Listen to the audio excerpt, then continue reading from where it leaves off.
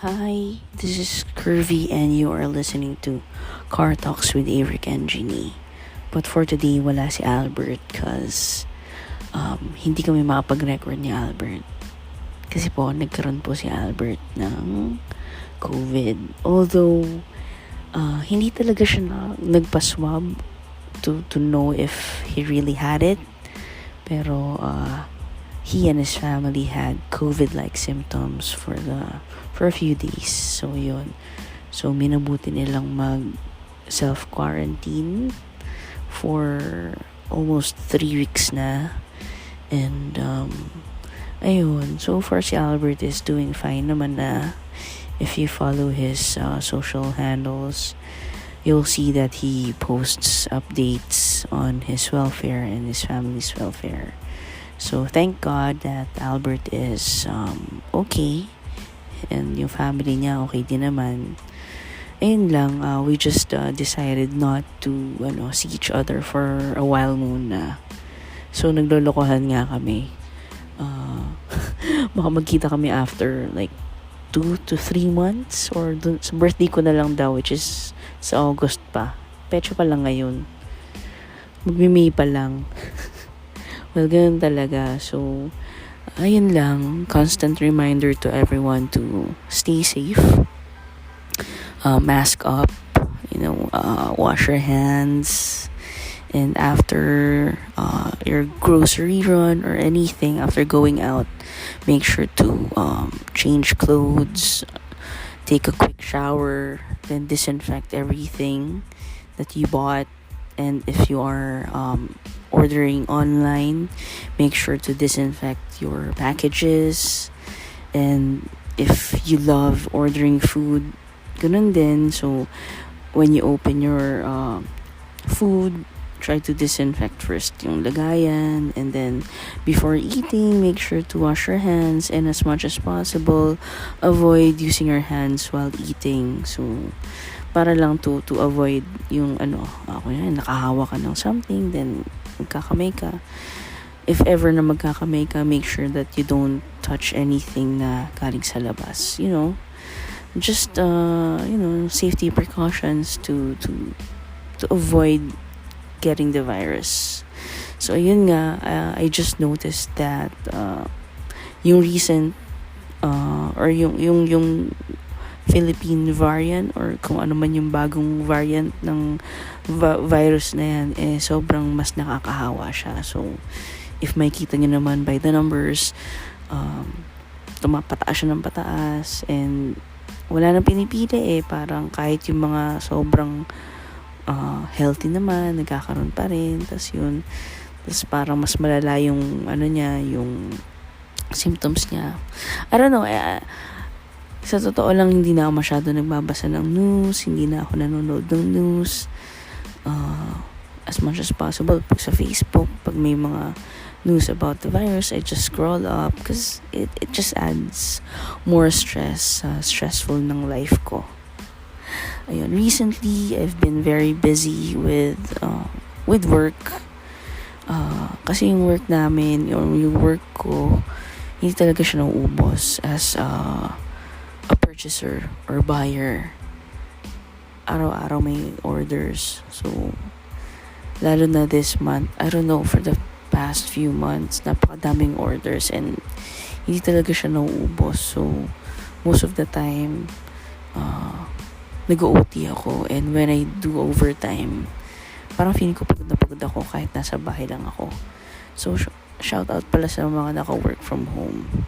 Hindi talaga siya biro, work pa rin talaga siya kahit nasa bahay kayo, kahit ano sabihin nyo na nasa bahay ka lang, ganyan. Actually, mas stressful pa nga mag-work sa bahay kasi nakikita mo lagi yung station mo, lagi mo naisip yung work mo, and the cycle is like this. Parang paggising mo or pagtulog mo, gigising ka, you'll do some chores, then mag-aantay ka lang ng oras ng work mo. So parang ganun lang I don't know, for me, ganun yung cycle ko. It's I sleep. After work, I sleep. Then I wake up, then I eat lunch. Tapos sa hapon, mag-workout ako, then sleep again, and then after a few hours, mag-work na ulit. Kasi hindi naman ako pwede lumabas eh. Swerte yung mga tao na may ibang ginagawa. Like, kung may business kayo on the side, may iba kayong ano. Pero I don't know, for me, nasa stress pa rin ako kasi parang, ayun nga, nag-aantay lang ako lagi ng work ko. Dati naman, pag weekend, ganun, lalabas ako, may iba akong ginagawa, ganyan. Anyways, ayun. Ano pa pang ginagawa ko? Ayun, may exam ako sa Spanish. I have missed a lot of class ng Spanish ko kasi busy tong Globe eh. Ever since we upgraded to fiber, sobrang tsaka ng connection. As in, may mga araw na wala kaming connection or if meron man, paputol-putol siya. Walang problema sa mga Netflix, sa YouTube kasi syempre naglo-load yan eh. So, kahit mabagal yung internet mo, pag naglo-load siya, hindi mo siya napapansin na nawawala-wala yung connection mo. Pero pag sa connection mo sa VPN or nagzo-zoom ka, you'll feel yung lag, you'll feel na yung nawawala-wala talaga yung internet. So, ganun yung problema ko since January. Kasi January kami nagpa-upgrade eh.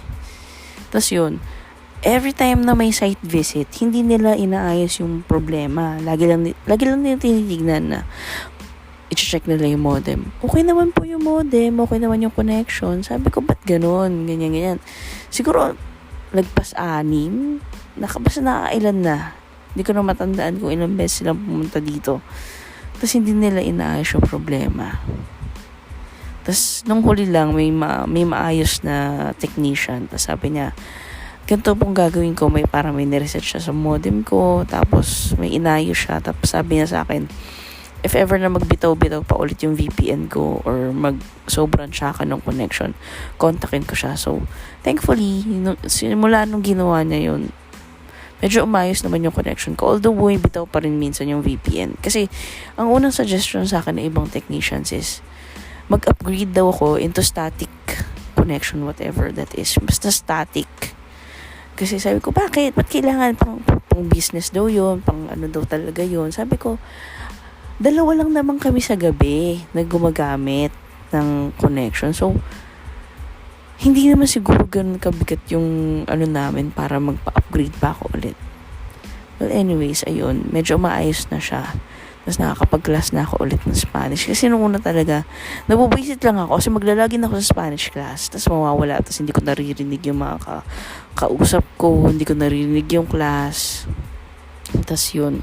Tapos talagang, ayun nga, hindi rin ako naka-attend na ibang class ko kasi nga, nagka-COVID scare din ako. I quarantined myself for like 2 to 3 weeks. Kasi nga, nilagnat din ako and yan.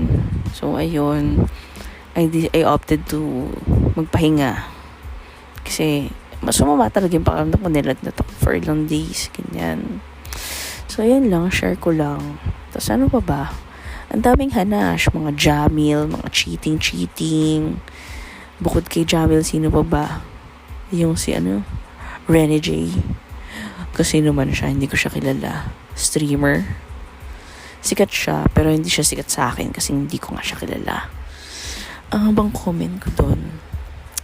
Ayun, kahit na kasama mo na yung tao araw-araw, kung mag-cheat yan. So, yan ang isang lesson na natutunan ko the hard way. Because before, I used to think na pag kinausap mo, pag sinabihan mo na pag ayaw mo na magsabi ka lang. Wala eh. Seldom lang or bihira yung makakita ka ng tao na kaya maging honest with you. So, yan. Pag maghahanap kayo ng partner, try to look for someone. Or, huwag nyo hanapin, pero try to make sure na yung tao na yan kaya maging honest sa'yo. More than love, honesty is one of the things that I really value in a relationship. Honesty and respect. Kasi pag honest and may respeto sa'yo yung tao, mahihirapan siya mag-cheat. Kasi ang temptation lagi naman nandiyan eh. Maski ikaw naman natitempt ka. Pero at the end of the day, you decide to stick with your partner. So, ang masasabi ko na sa Jamil na yan, siguro, sa sobrang tagal nila, para naging komportable na sila masyado sa isa't isa. Na parang nawawala na yung naramdaman mo niya or nila before. Siguro kulang sa kanila communication. Hindi naman ibig sabihin na lagi kayo magkasama maganda na yung communication nyo. Hindi ganon. Minsan mas maganda pang communication ng taong hindi masyado nagkikita or yung mga nasa LDR na relationship, because I've been in one and mas maganda yung communication namin nung LDR kami. Ayun lang. Tama na yan, cheating na yan. Masyado ng gasgas. Punta naman tayo sa community pantry na yan. Ako, honestly, I'm against it. Ang ganda nung idea, ang ganda nung what do you call this, reason behind it. Ang ganda nung intention. Pero at this point in our lives during this pandemic, as much as possible, we want people to stay inside their houses. We want them to, wag lumabas. And building or setting up these community pantries encourages people to go out. Pipila sila sa arawan. Ayan, may namatay pa nga na matanda. So, parang hindi tama na ganun. If people really want to help, there are a lot of ways on how to. Hindi lang pag-set up ng community pantry. I think I saw one video nung kapitan ng lugar na yon. Tama siya. If you really want to help, there's no media needed. Tapos, tama yun. Actually, yun nga yung naisip ko Yung community pantry na yan, ipack nyo na lang yung mga kung anong meron kayo. Then go to the poorest of poor na areas. Then give it to them. Pero, I think this community pantry, maganda siyang solution for everyday na pangkain ng ibang tao na walang-wala talaga. Pero, I think,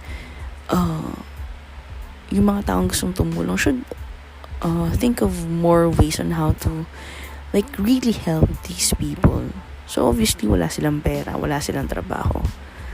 I think small businesses or kung may mga grupo man yung mga business owners na yan, if you can think of ways on how to generate jobs for these people. For example, what do you call this? Yung katulad sa Parasite, yung nag-ano sila ng mga boxes. If these people can do your boxes for you and pay them for a certain amount for certain number of boxes, yung parang ganun. I don't know if you get me, or if you can teach these people how to make certain stuff for your business and then make up ulit. For example, gumawa ka ng 50 pieces na ganito, babayaran ka namin ng ganito. Parang ganun. Parang let's think more long term. Kasi hindi lang naman pagkain ang kailangan ng tao sa isang araw. Kailangan niya ng pera. O baka mamaya may maintenance siya. Kailangan niyang bumili nun. Diba? I don't know. Kayo guys, anong idea niyo? Yun. Well, yun lang naman ng take ko dyan sa community pantry na yan. Ano ba yung mga recent events, mga recent hanash? Wala na ako maisip kasi masyado maaga. Tsaka nagugutom na ako.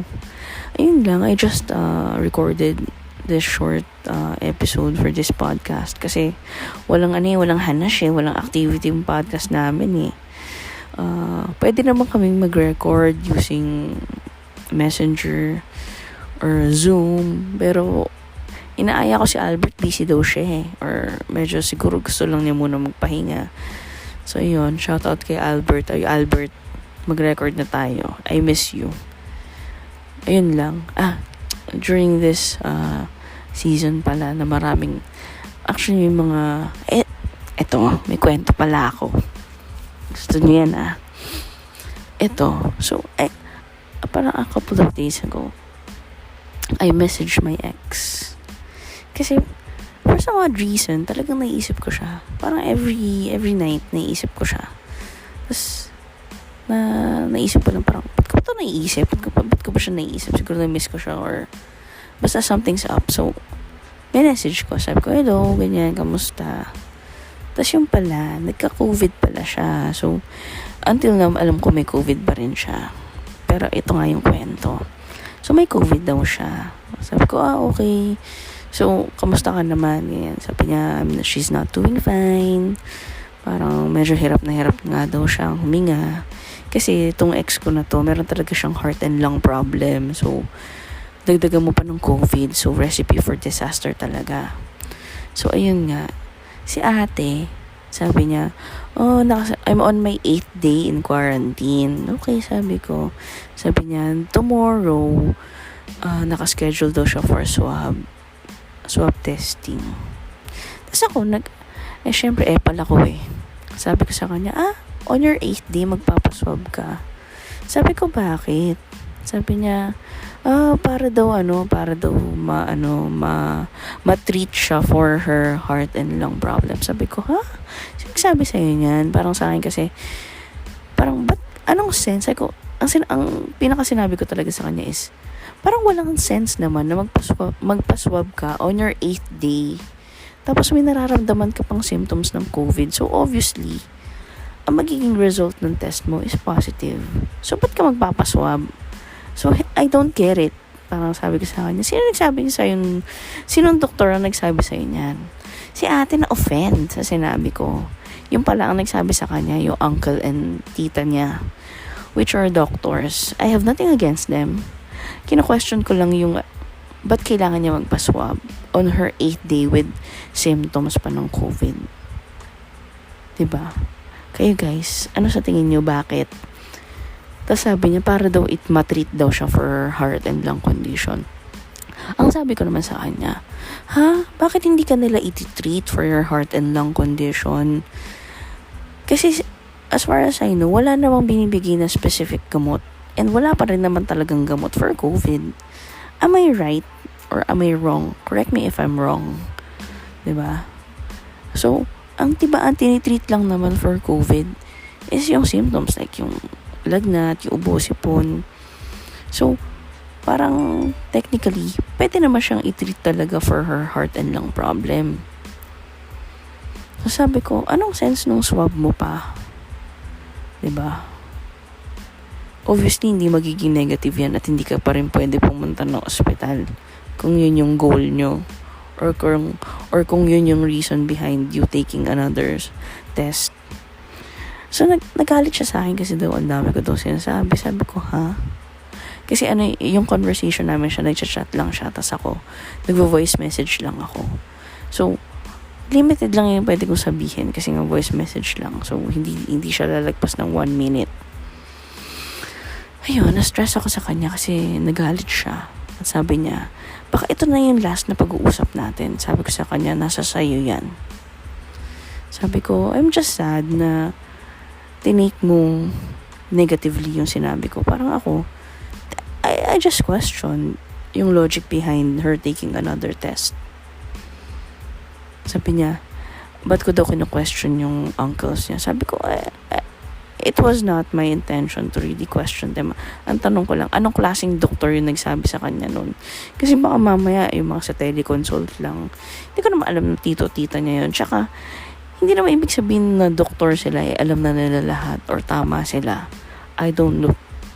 Ayoko magmagaling. Pero 'di ba, hindi naman siguro masama na mag-question sa mga bagay-bagay.